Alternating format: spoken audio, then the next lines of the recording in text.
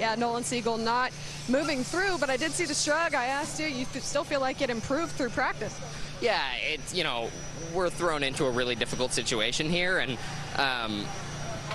we've had very, very little time to prepare. I didn't know I was driving here until a few days ago, so it's tough. None of us know each other. We're getting better every session. We're getting to know each other better. I'm getting to know the car better. It's just a lot of new things, and it's tough. It's tough. IndyCar is super competitive, so I feel like as long as we can continue improving at this rate every session this weekend, I think we're going to hit the ground rolling really well in Mid-Ohio and on to the rest of the season. So I'm happy with where we're at, happy with where the trajectory is going, and I think that we're going to be competitive in the race, and we'll be competitive for the rest of the season. He's taking this opportunity in stride. That's Nolan Siegel. Dylan Welch. Will Power will not advance, so we always know it's going to be tight and it's going to be close. What more did you need there out of your run? I probably waited in the pit too long, honestly, so I had to back up and didn't get enough temp, and then just was off cycle. Yeah, it's always very tough, you can't screw around, so yeah, we had the pace, just didn't put together. What's the positive of this for tomorrow? You'll have an extra set of reds. Is that going to be enough of a difference maker, do you think? Yeah, it's hard to say. I think, I don't know yet if the reds are good or not, hopefully. Thanks, Will.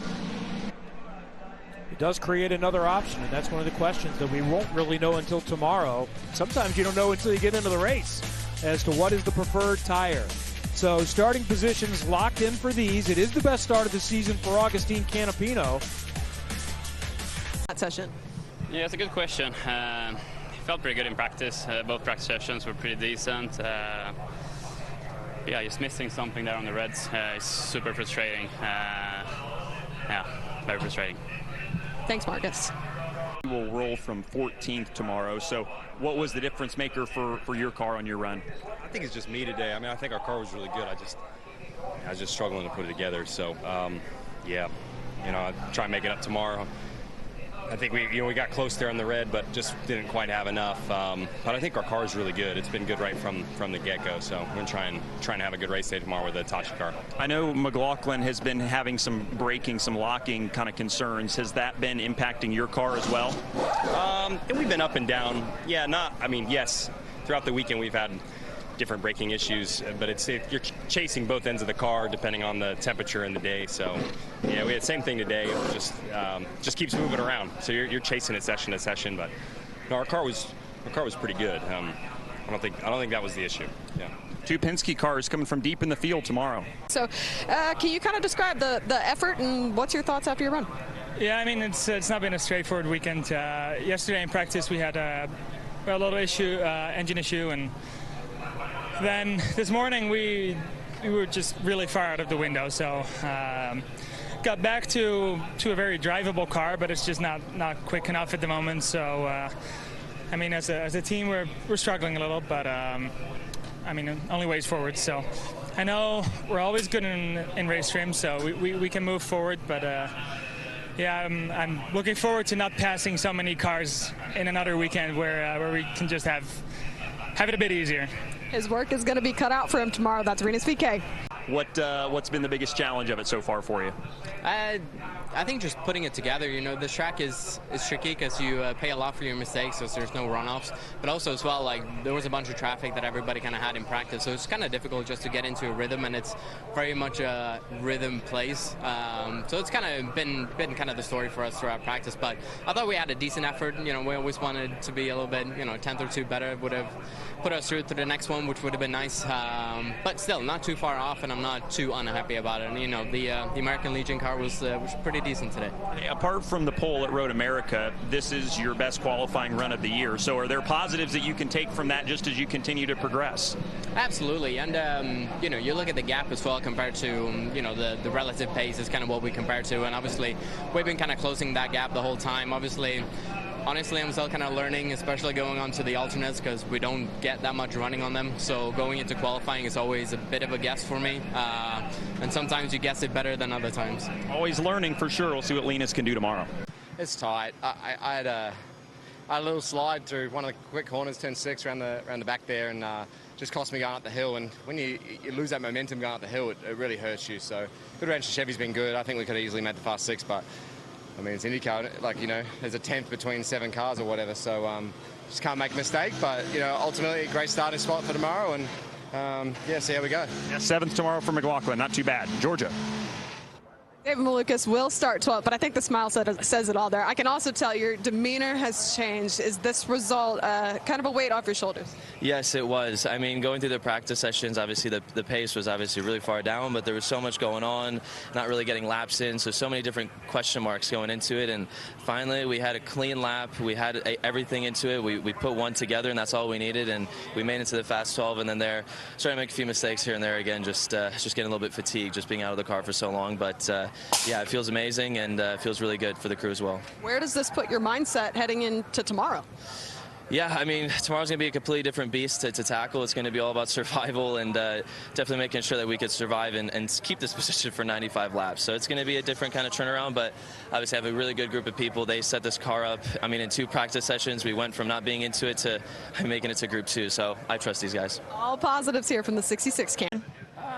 No, like it should have been better, man. Both laps I was up by a good amount and kind of lost it and one or two of the corners, which was frustrating. I think we definitely had a 2 or 3 in it, which would have got us through. That's the way it goes, man. It's definitely pretty tricky out there, especially with the seams. But the team did a good job. We had a really tough practice 1 yesterday with some issues there, and we got it cleaned up this morning to be in the top 6 there. But yeah, just missed a little bit, man.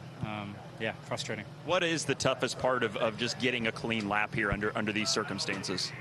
It's so easy to go over the line, and with the seams on the track, it's very easy to hit one maybe if you go in a little too deep, and it can kind of jeopardize the whole corner for you. So I think if you look at splits throughout the weekend, there's loads of people that are up and down a ton, loads of people going off track. I think it's going to be a pretty excitable race as well, probably similar to last year. Just once you get offline, it's really tricky. So yeah, it's just tough, man. Really, really tight.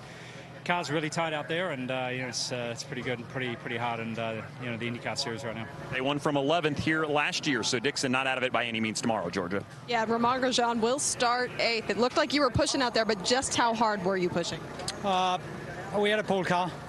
I'm very annoyed with people slowing down the first time lap in qualifying. It happens to me in Detroit, happens again today. I picked up one of the Shank car in front of me. And just let me know out of 12 guys, if one guy did the slow lap on lap 2, and that's what I had to do to do a gap. I had about a 10-second gap, went down to second. Honestly, it's not the first time it happens. It's very frustrating because we worked so hard to get those guys where they deserve to be. We're the pole car today, I know it. The last lap, which is my best lap, I lost 2 tenths out of the last corner. So just because I had to do a slow lap before.